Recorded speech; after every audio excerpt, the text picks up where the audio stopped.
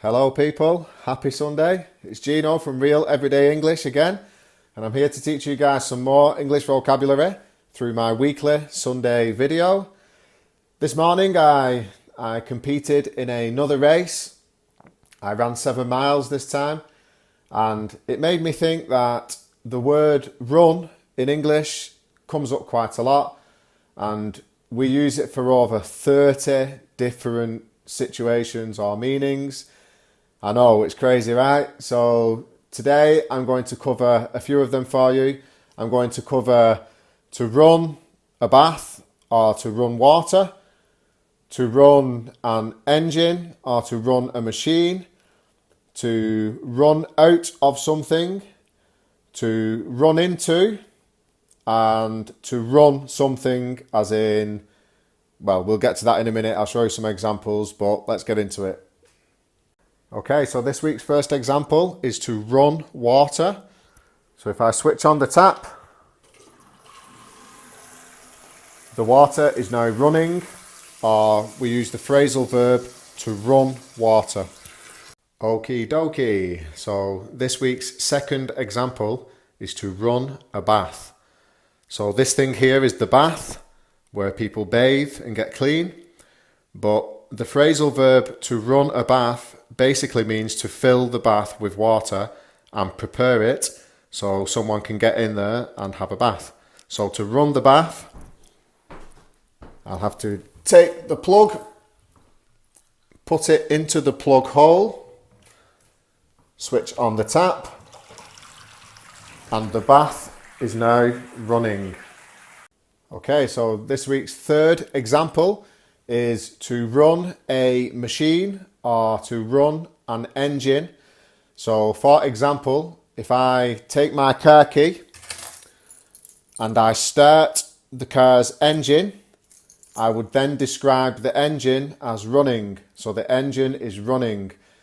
Also, we can use this kind of example when a person is working in a factory, for example.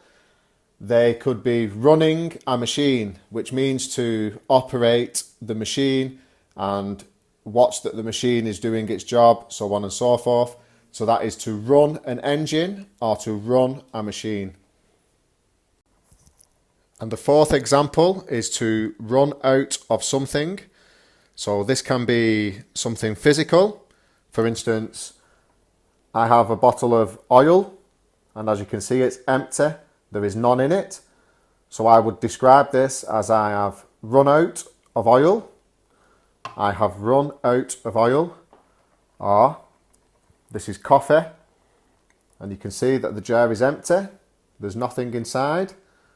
So I would say I have run out of coffee. And you could use this for any physical thing you want. I have run out of money. I have run out of milk. I have run out of food, etc., etc. You can also use it for non-physical things, such as I've run out of ideas, I've run out of energy, I've run out of luck, etc., etc. Okay, this week's fifth example is to run into someone. And we use this phrase to describe, for example, if I'm walking down the street and I see an old friend of mine unexpectedly, I would say I ran into him. Not literally, but it's a phrasal verb, it's a figure of speech. I ran into, let's say his name was Stephen, I ran into Stephen. So if I was to be explaining this to someone later on in the day, I would say, oh, you'll never guess what, I ran into my old friend Stephen today. So that is to run into. We also use it to describe running into problems, for example. So when I started my new job, I ran into problems getting there because of the traffic. And that's to run into. Okay, so the sixth and final example for this week is to run something.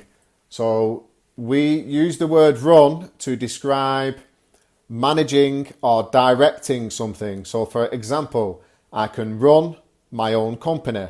If someone asks me, what do you do for a living?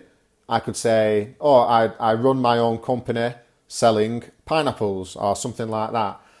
Or another example would be, I am running this YouTube channel. So this is my channel, I manage it, I direct the videos, I edit them. So I am running the YouTube channel, etc., etc. You can run an office if you're in charge of the people who's working in there. You're running the office. You can run a shop if you own the shop and you're selling and you're responsible for the deliveries and so everything else. You are running a shop. So that is to run something.